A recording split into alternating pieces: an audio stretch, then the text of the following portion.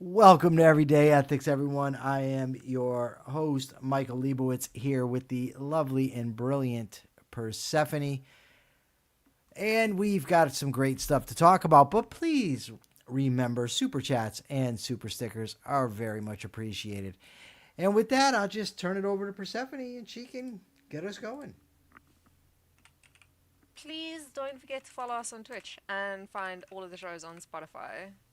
Please do that. So the thing that I wanted to talk about today, I came across just the most insane post on Reddit today, and I don't want to necessarily talk about the actual post. I want to talk about what's the basis of the post. But anyway, so this guy posts on Reddit and he says that Trump should criminalize cutting people off or going no contact with family members for supporting him. So he's a 33-year-old guy and he voted for Trump. His brother and his sister cut him off basically because when he voted for Trump, and he says, well, they're both liberals and they're both married. Tyler is married to a leftist tattooed Jewish girl. Weird. And the sister is married to an Australian immigrant. And when Trump got elected, he said to his sister, well, I hope Trump doesn't deport your boyfriend.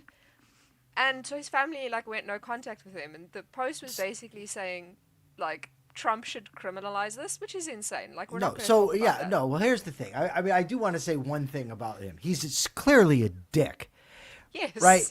And I find that a lot where people say, "Oh, but they don't like me just because I voted for Trump." No, they probably are mad at you because you're an insufferable asshole, and that's what this guy sounds like.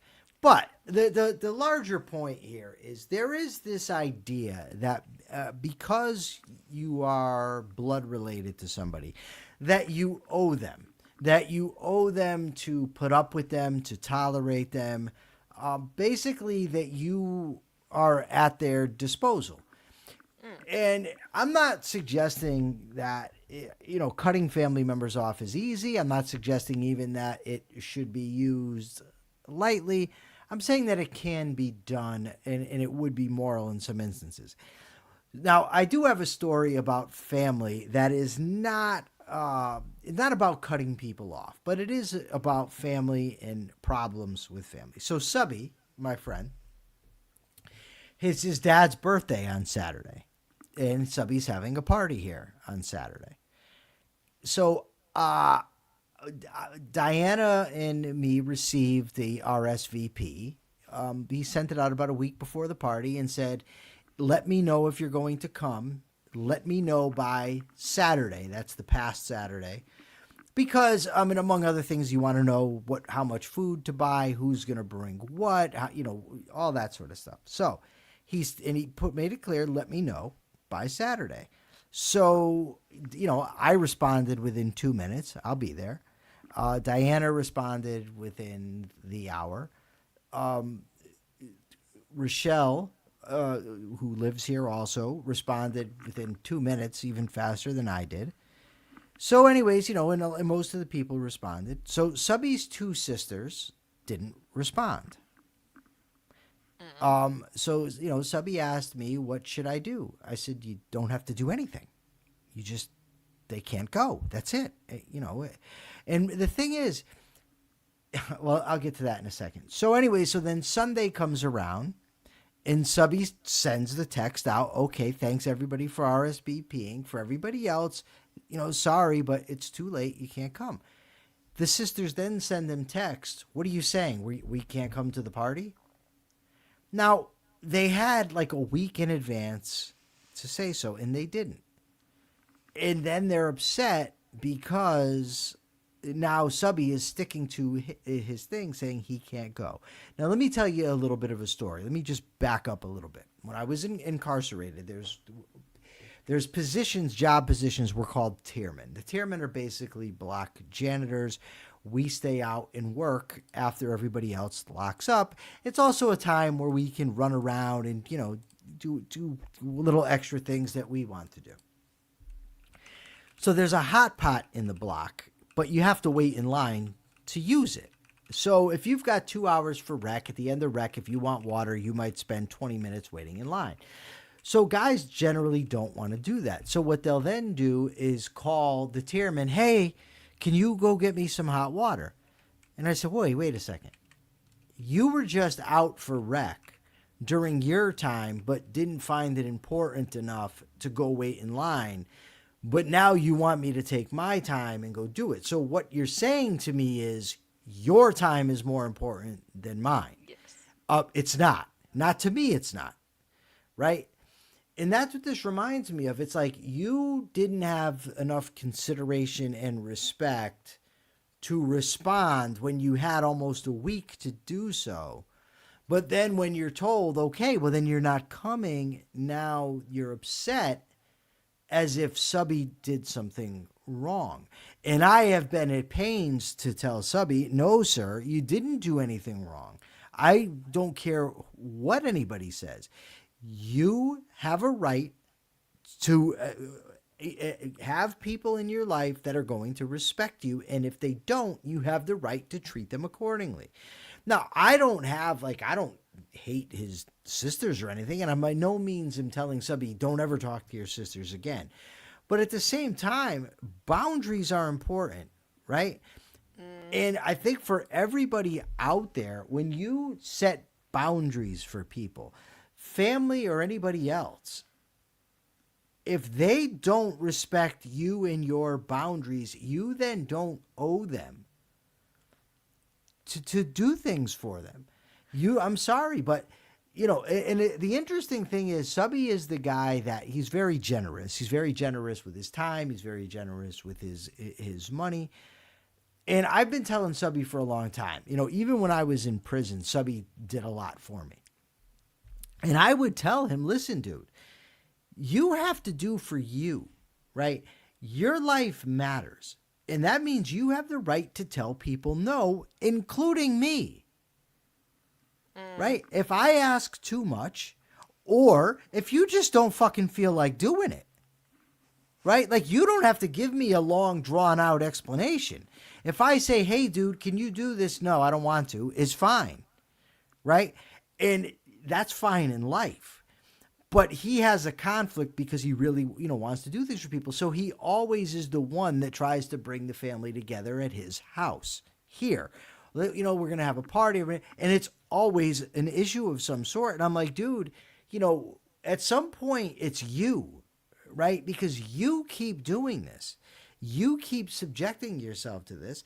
So when he does this time, tries to have the party, but puts the RSVP, one of the sisters says that Subby's trying to break up the family.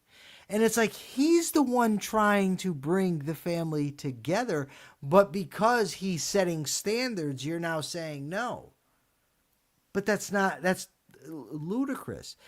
And as Subby's friend and someone who loves him, I just want him to know that he's not doing anything wrong. He's in the right. He is in the right. Obviously, he is in the right. So there's a lot of not similar stories, but I'm just gonna say similar, of people trying to set boundaries with their family, and what the advice usually is like, you can set this boundary, you're within your right, but then you also have to understand that there is a chance that the person that you're setting the boundary with is not going to take kindly to the boundary, and you might lose the relationship. Sure. Right?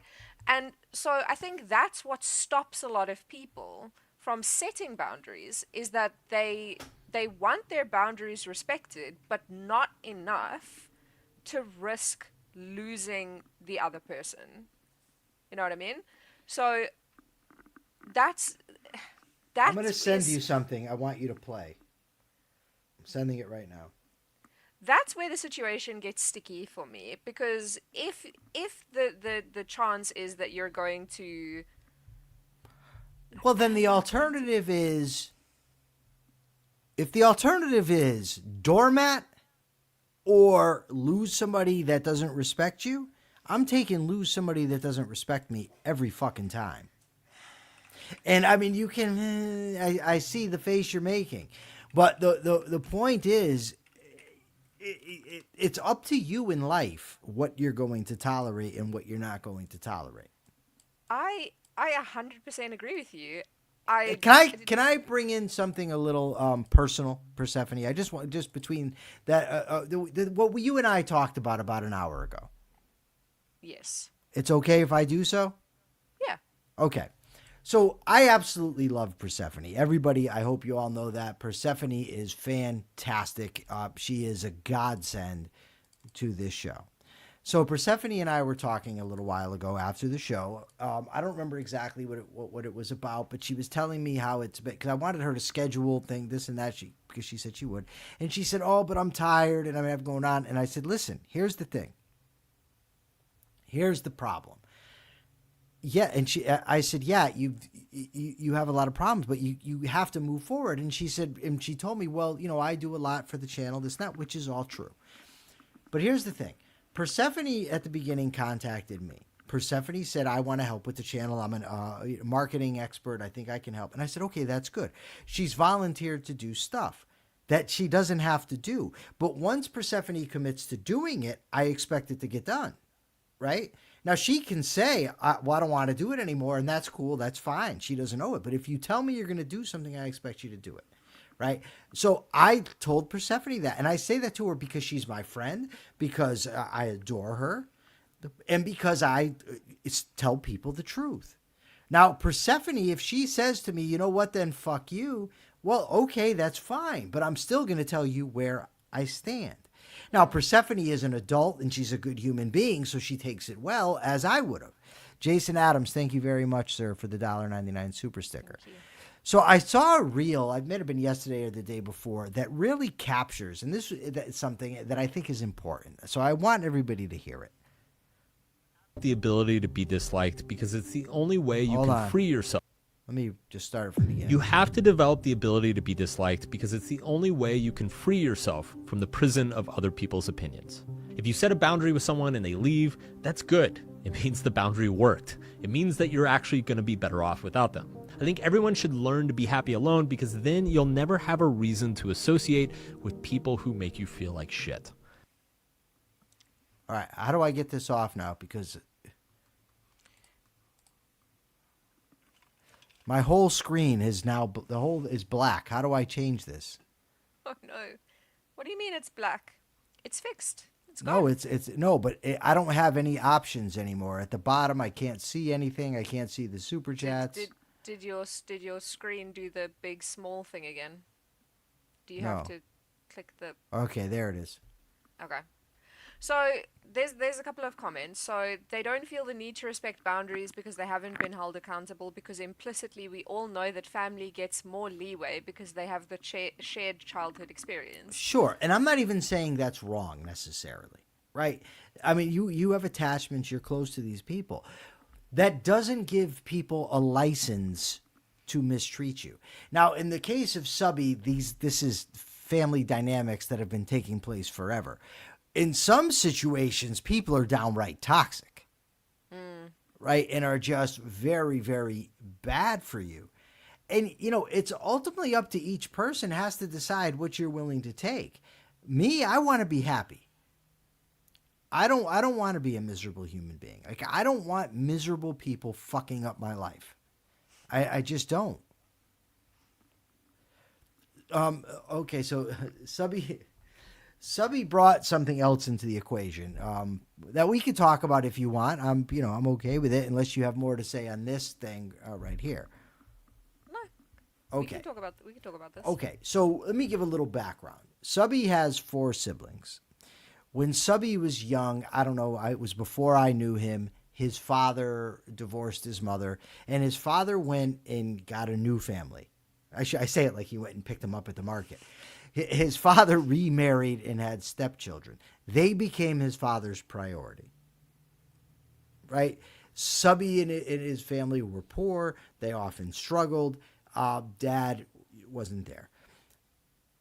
Interestingly, Subby's dad was a good friend of my friend's father, right?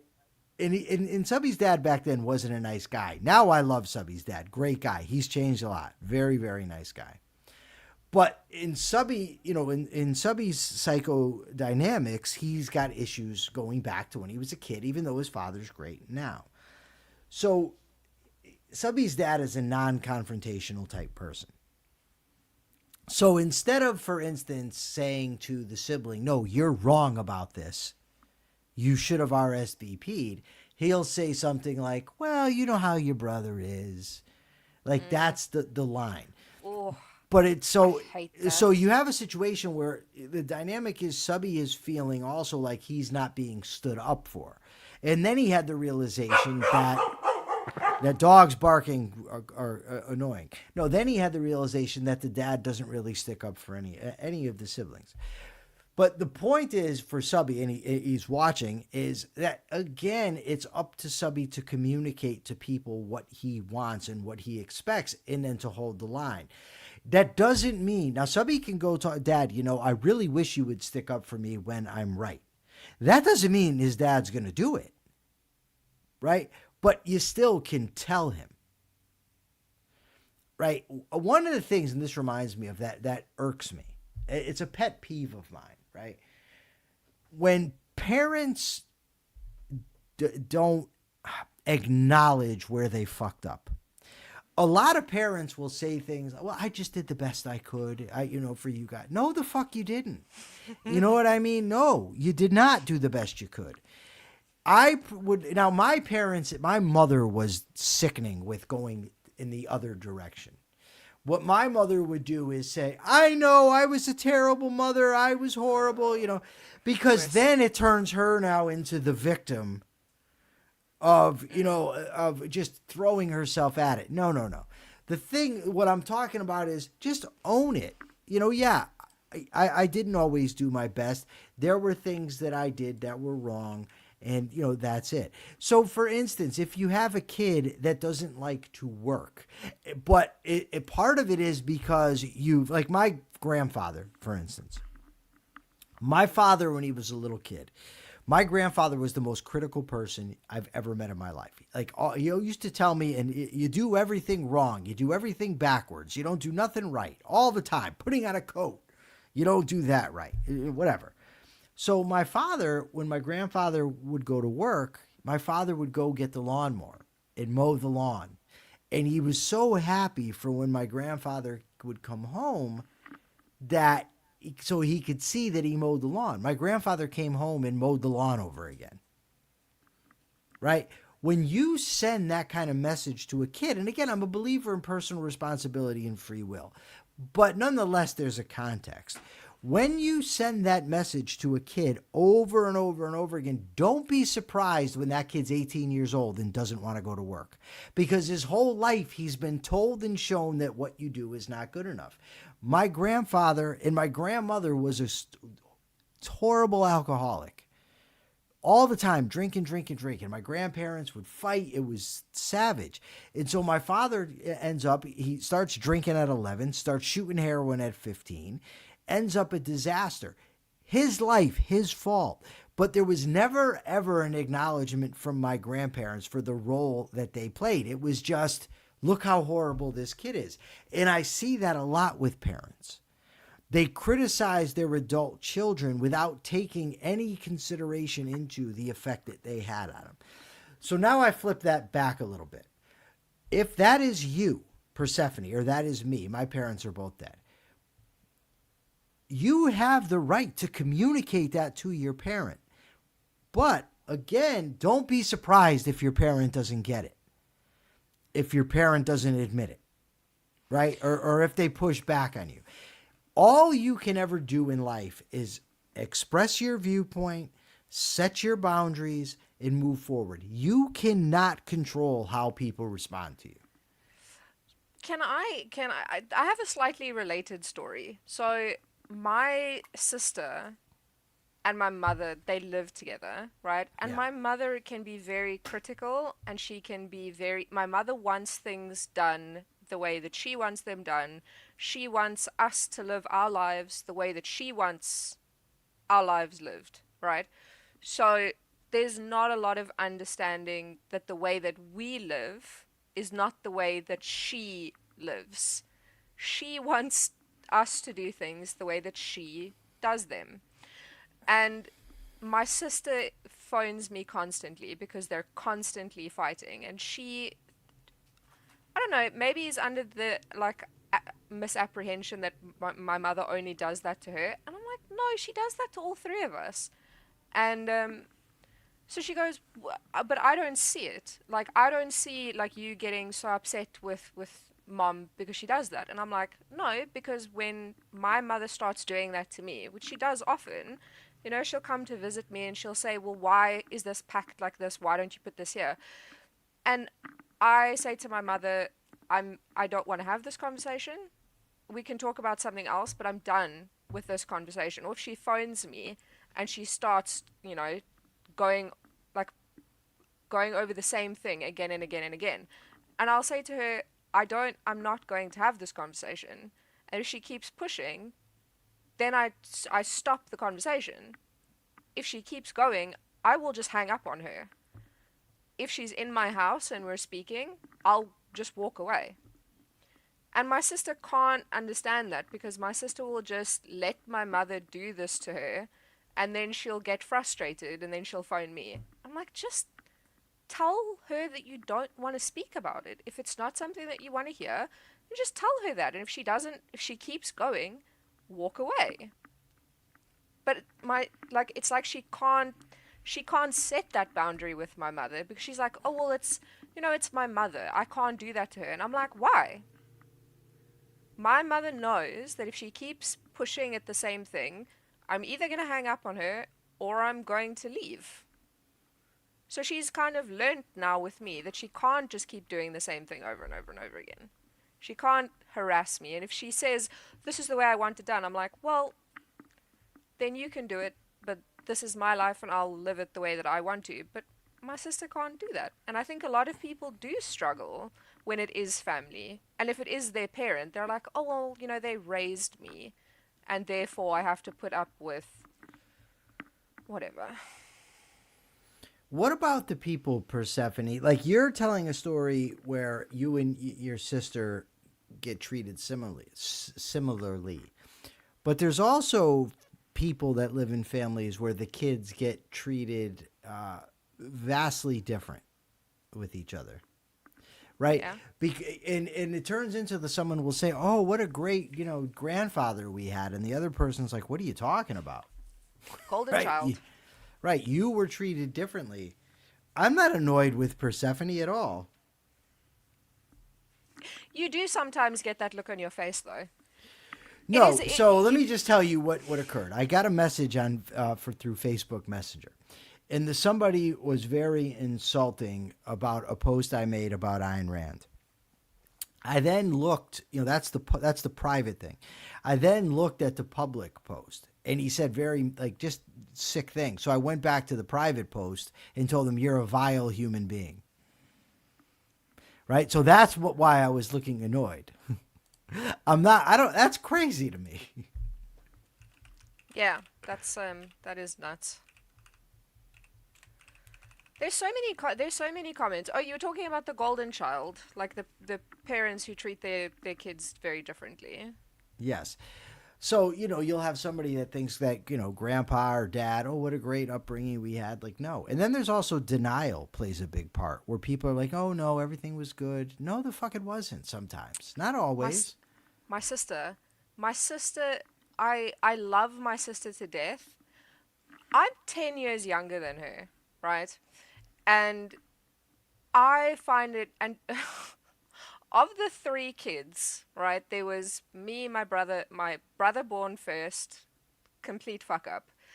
Then there was my sister, very studious, working towards a PhD. Then there's me, also kind of a fuck up until like mid-20s, right? My brother and I, we both were real fuck ups until about 25, and then we got our lives together. My sister has been she was always the good child. And she phones me often because she's having problems with my mother. And it's so funny to me.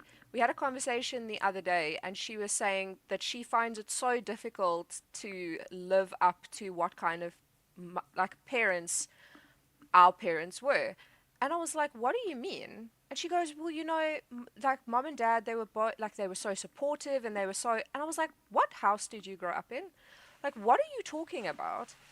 And she was like, well, they always looked, and I was like, Alison, they let us roam the streets. They didn't care where we were. They made sure that we were fed and clothed, but I want you to think of a time that mom and dad were ever emotionally supportive. And she sits and she thinks about it and she's like, oh, when I was 8, like my dad didn't phone me on my birthday and mom just sent me to school. And I was like, yeah, mom and like my father was her stepfather and her father was also a bit of a fuck up. And it's so funny because I'm trying to explain to her, like, our parents were not emotionally supportive at all. They were very like, we'll make sure that you're clothed and fed and that you're going to school, kind of. But she had this idea in her head that our parents were completely different people. And I was like, and I sort of had, we spoke for like 3 hours where I was trying to tell her, you're trying to live up to something that is not real. Like, because she's upset with my mother because my mother's not being emotionally supportive. And she says, but mom was never like this. And I was like, she was always like this. This is what she's always been like. She hasn't changed. She's been exactly the same. You're just remembering something that's not real. She was like, well, what do you mean? And I was like, my mother threw like a boiling hot cup of coffee at me when I was like 12 years old. Like I turned away from her like while we were arguing and she just hucked a cup of coffee at me. And my sister was like, did that really happen? And I'm like, yes, what are you remembering that you think that like she was so like nurturing? She wasn't. She's never has been. They were good parents, but I mean like So, two things, and then we do have to wrap. But one thing is, this reminds me of athletes. When I was a little kid, people thought of athletes as heroes, right?